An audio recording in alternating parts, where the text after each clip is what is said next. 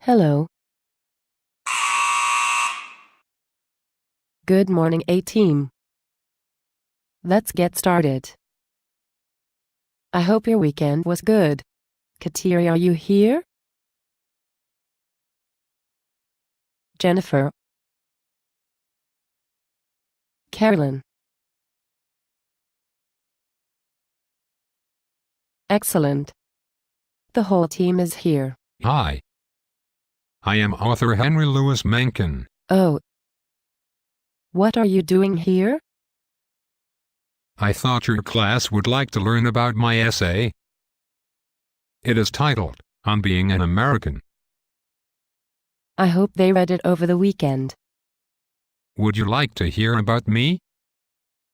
I am very interesting. Oh, I am sure. Go on. I was born in 1880.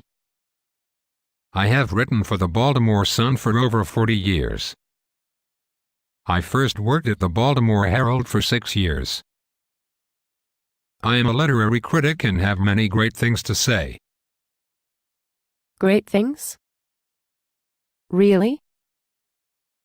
I wrote about everything. Literature, food, health, religion, sports and much more. I am also well known for my coverage of the Scopes monkey trial. I have written 83 books and pamphlets and hundreds of articles.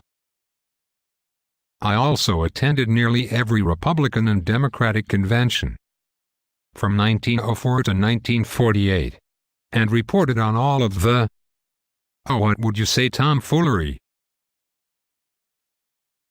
Can you give us some background on your essay? Talk about my own brilliant writing. I'd love to. I published this essay during the many years I wrote for the Baltimore Sun. I thought my audience would get a chuckle out of the greatness that is being an American. I have witnessed so many wonderful things that make being an American great that I thought I would share them with my readers. What in the world is this essay about?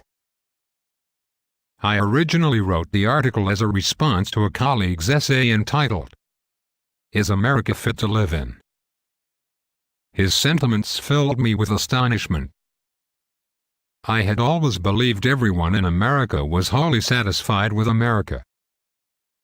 To find that there were those that were dissatisfied greatly mystified me, and caused me to want to find the source of their dissatisfaction. I wrote this essay to explore all of the things that make Americans American. I had hoped to be featured on Oprah, but since she wasn't on TV yet when I wrote the piece, I guess that was a little premature.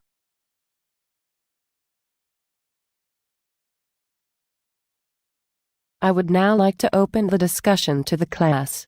Kateri, did you read the essay? Do you have any questions for Mr. Mencken?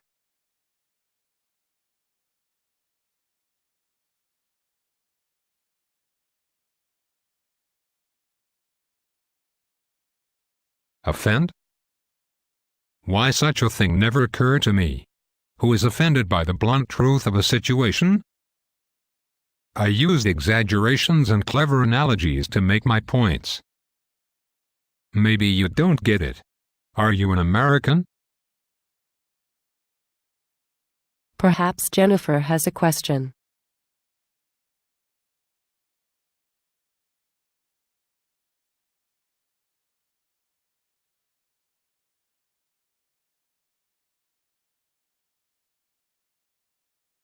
Of course I can. I did write the article, didn't I? In the beginning of my essay I talk about the charm of Americans, and I compare them to a young girl, say of 17 or 18. I make this analogy to make my reader think of the qualities that go with youngness: artlessness, great seriousness, extreme self-consciousness, a fresh and innocent point of view, a disarming and ingratiating ignorance. I point this out to my readers to make them understand the youngness of the American culture. Since culturally speaking, They are the youngest of white races. Anyone can understand or relate to the follies of the young. It is entertaining to watch them with their trials and tribulations.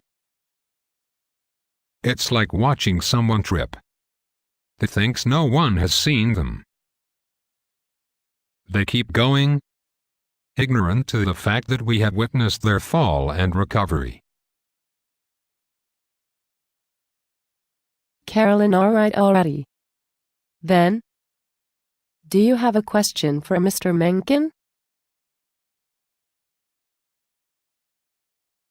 That is all right. Maybe it wasn't that important. Did you know I read 10 books a week? Do you? Kateri, do you have another question?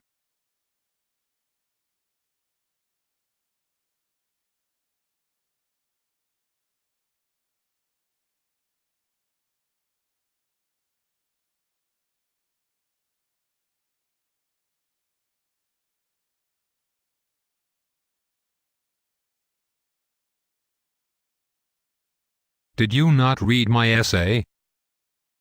I am astonished that not all Americans are wholly satisfied. Americans are the most charming people. They are hard to dislike and immensely entertaining. Carolyn, did you think of the question for Mr. Mencken yet?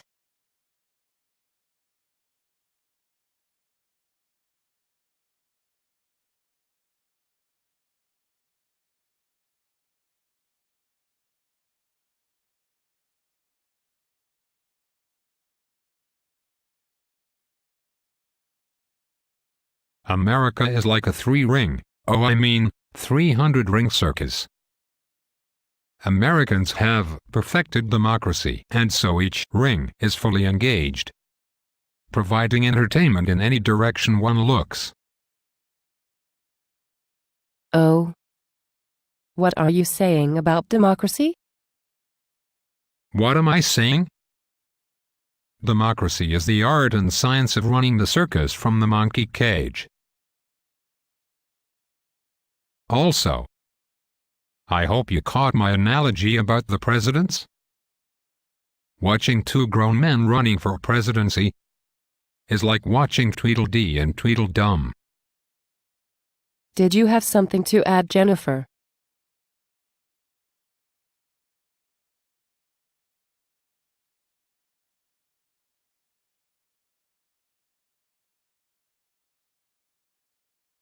It is political buffoonery.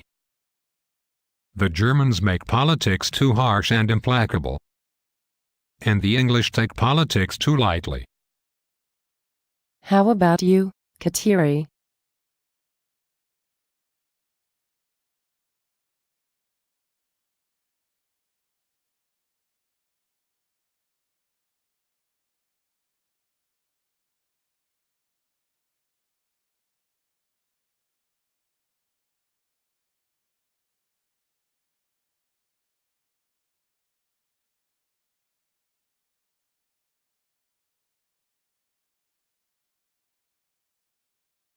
Oh, my buddy, Dr. Kelly, the Bible thumper.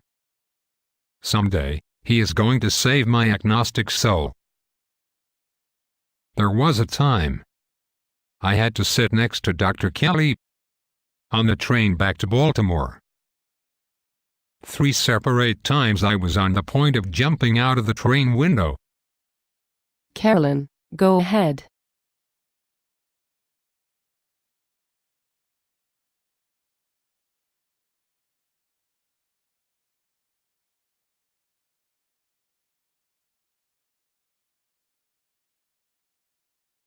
Why, yes.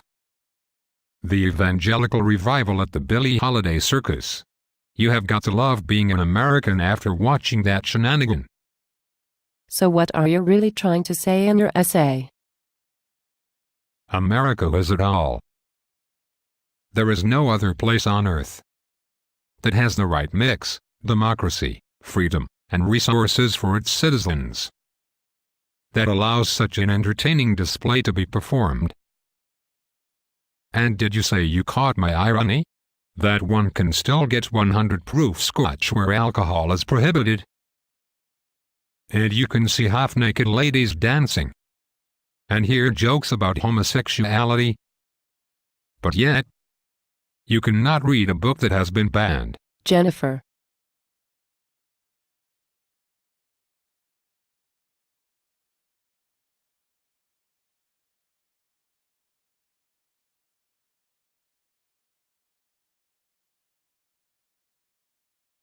That is all I am saying. Don't be surprised or shocked at America. And don't you Americans get your panties in a twist. America is great entertainment. If that is not joy, what is? This is why America is fit to live in. All right then. Now that we know how it was organized and what it is about, what other questions do we have for Mr. Mencken? Yes, Kateri?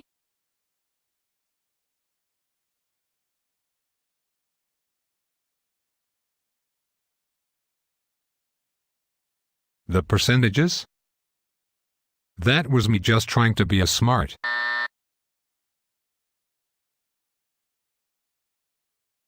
I am glad you also recognized the satire. Yes.